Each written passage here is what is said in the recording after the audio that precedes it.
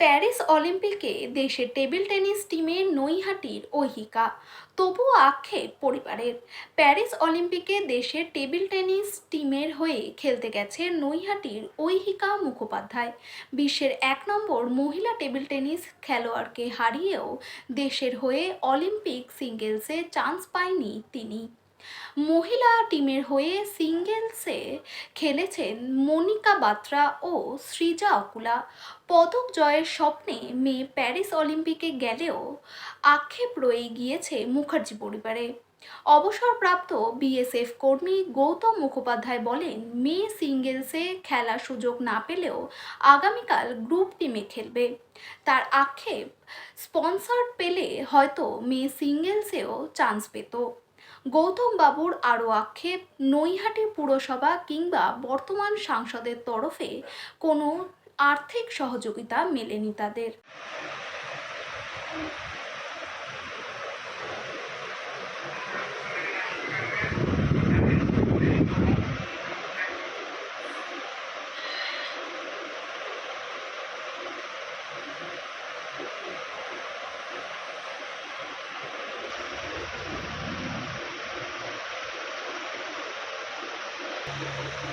আপনার ফোনে আছে তো? আমার ফোনে আছে। আমি ওটা ওর বাবার কাছে একদম। ঐহিকা কবে বাড়ির থেকে বেরো অলিম্পিকে? ঐহিকা 10 তারিখে বেরিয়েছে জুলাই মাসের। প্রথমে ও জার্মানিতে গেছে, ওখানে 10 দিনের ক্যাম্প ছিল। তারপর 21 তারিখ জার্মান থেকে প্যারিসে যায় ওরা, গেমস ভিলেজে। তারপর ওদের সিঙ্গেলস খেলা হয়েছে, আর আগামীকাল থেকে ওদের টিম খেলা শুরু। সিঙ্গেলসের কি পারফর্ম? সিঙ্গেলস ওর ছিল না, সিঙ্গেলসে মানে 2জন করে চান্স পায় প্রত্যেক দেশেরই, এবং সেই দেশের টপ যে 2জন প্লেয়ার তারাই খেলে। আমাদের ইন্ডিয়া থেকে যেমন মনিকা বাত্রা এবং সৃজা আকুলা খেলেছে, খুব ভালো খেলেছে ওরা। এর আগে কোন কোন প্রতিযোগিতায় গেছে?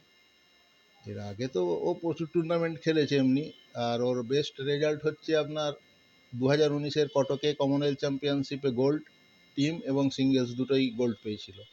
আর তারপরে বড় পদক বলতে ওর এশিয়ান গেমসে ব্রোঞ্জ মেডেল।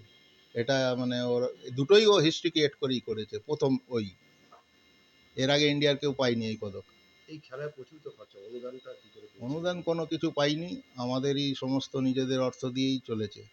মাঝে একবার মানে টপস যে দিয়েছিল সে করোনার সময়, কিন্তু সেই টাইমে অত খেলতে পারিনি, যার ফলে ও টপস থেকে আবার ওকে সরিয়েও দিয়েছিল। কিন্তু এটাও মানে আমি বলবো মুখ দেখে টপসের সিলেকশন হয়, কেননা অনেক বাইরে আউট র্যাঙ্ক যারা টপ 8-এর মধ্যেও নেই এরকম প্লেয়ার টপসে রয়েছে, অথচ আমার মেয়ে 2-এ রয়েছে, ও টপসে নেই। ইন্ডিয়া র্যাঙ্কিং 2 এবং ওয়ার্ল্ড র্যাঙ্কিং 86। সরকারের দিক থেকে কোনো অনুদান বা কিছু না, দেওয়া হয়েছে? সরকারের দিক থেকে কোনো রকম অনুদান আমরা পাইনি কোনোদিনই। এখানে তো নতুন যে বিধায়ক এমপি হয়েছেন পার্থভূমি, তিনি তার কাছ থেকে কোনো সহায়তা বা না, নয়াটির বুক থেকে? না, কোনোদিনই পাইনি। একদিকে দেখা যাচ্ছে নয়াটির মেয়ে ঐহিকা মুখার্জি, হ্যাঁ, আবার নয়াটির ভূমিপুত্র এখানে কিন্তু পার্থভূমি, হ্যাঁ, তিনি এমপি হয়েছেন নতুন। কিন্তু তার তরফ থেকে কোনো রকম সাহায্য? না, কোনো রকম সাহায্য পাইনি আমরা, নয়াটি পৌরসভা কোনো রকম না। কি চাইছেন এখন আপনি? আমাদের আর কিছু চাওয়ার নেই, আমার মেয়ে একটা লেভেলে পৌঁছে গেছে, ওর নিজের এতে যতটুকু যায় যাবে, বাকি আর কিছু বলার নেই।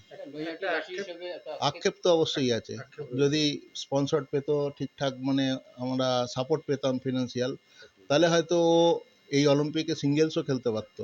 ও এই কয়েকটা টুর্নামেন্ট খেলে ওয়ার্ল্ডের 86 র্যাঙ্ক, যদি ও আরও এরকম সহায়তা পেত এবং প্রত্যেকটা টুর্নামেন্ট বাইরে গিয়ে খেলতে পারতো, তাহলে আজ ওরও র্যাঙ্ক হয়তো 20-25-এর মধ্যেই থাকতো। নয়াটিবাসী হিসাবে একটা কোথাও কি আক্ষেপ দেওয়া যেখানে নয়াটি থেকেই কোনো রকম সাহায্য পাওয়া যাচ্ছে না? সে তো আছেই, কোনো রকম কোনো দিনই সাহায্য পাইনি আমরা।